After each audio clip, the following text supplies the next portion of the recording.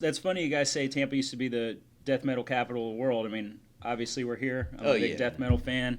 I know Cam listens to some metal, and I know what was it a few years ago when I realized Tampa had kind of gone down in the metal scene. Mm-hmm. I went to was it Brass Mug Yeah, out probably. by USF, and Vader was playing, and there was probably maybe only 100 people there. Where I know Vader, if they're playing in Europe, they're packing a stadium. Oh yeah. Yeah, they're filling that thing up. And it was so I felt bad, but it was also kind of funny because they're like, "What the hell, Tampa? This used to be the metal capital of the world. You Yep. guys look like shit." And it's like, and Vader's pretty big. Mm-hmm. I mean, they're a pretty popular metal band. So I just thought that was interesting. You guys brought that Oh up. yeah. You look at videos of Chuck Schuldiner from Death back in the day. I was watching an interview with him, and he's talking to the interviewer about how he's like, yeah, every time I see a band from out of this state, out of town, I tell them to move to Tampa.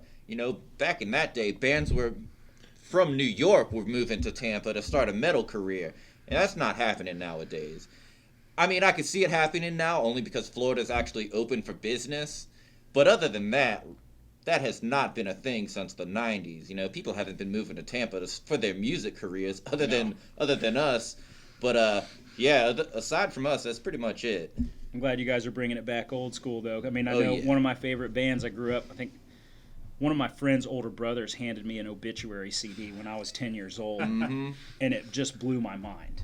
And I was just like, "Oh, I love this." You know what I mean? And I found out they're from Tampa. Yep. Same thing happened here. I got really into Malevolent Creation, got really into Death.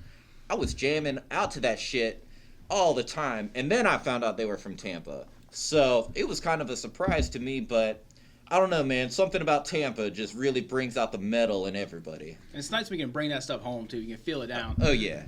Oh, yeah. For sure.